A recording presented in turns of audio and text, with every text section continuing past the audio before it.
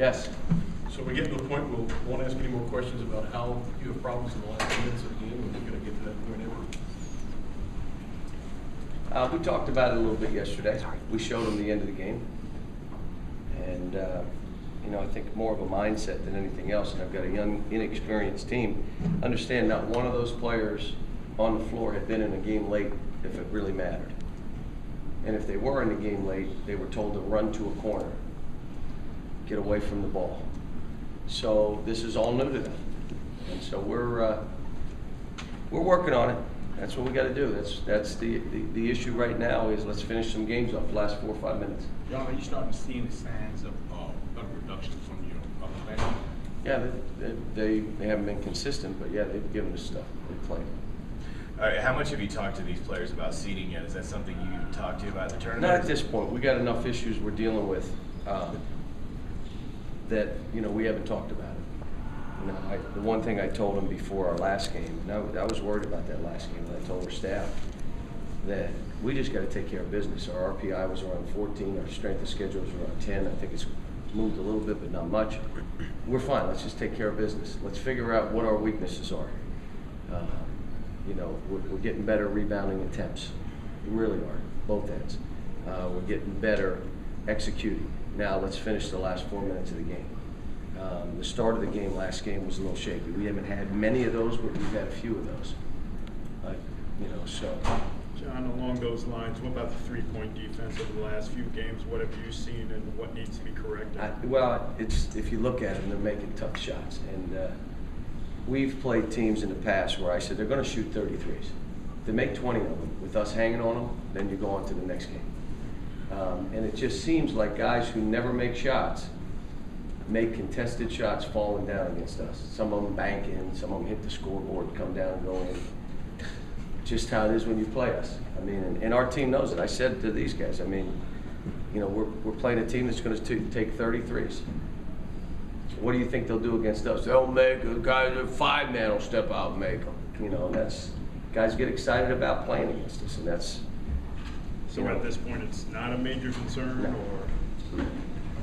And I watch the games, and if guys are making hard contested threes, you got to live with that. John, you talked about Josh a lot through the year, but when you see, as a coach, when you see a kid who has as much growth on a personal level and as a player in a year, what does that mean to you as a coach? It's satisfying. I mean, obviously, what we want to see in every one of these young people is that they're growing on and off the court, and you're seeing that with these guys. Obviously, we're always asking them for more, and we may be asking them for more than they should give. I always say this, I'm not ever downplaying my team. So what we do is just kind of, everybody's looking at them and saying, well, they should be doing this and this. That's because it's led by us. That I say, these guys are good players.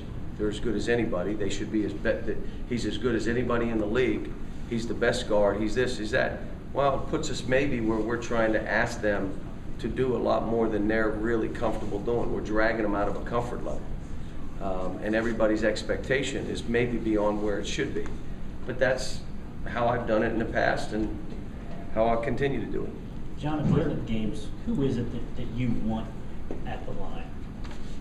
Well, it depends. I mean, it depends on the game, but obviously Brandon and Duran are probably two, but I would have no problem with either Darius, or I'd have no problem with Terrence, and even DeAndre made big ones against Tennessee.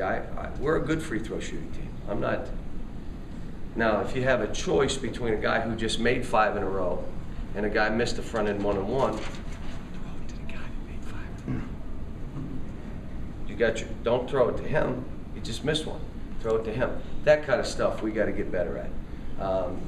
Not driving into traffic, not messing around with the ball. All stuff that they're capable of changing. John, you did a good job against their three-point shooters the last time. What are some of those things you hope to continue to do well? Now they're shooting more of them now than they did then. They're truly shooting 30-some threes a game. They're doing them in transition. They're doing them off of screens. They're doing them off of pick and rolls. They're doing them if you go zone. I mean, they're shooting a lot more threes. The guys that they're playing, almost every one of them, including their 4 and 5, can shoot threes. So they go pick and pop, shoot threes. So How close Where do are you they think now? Darius is to being 100% on that ruling? I think he was okay last game.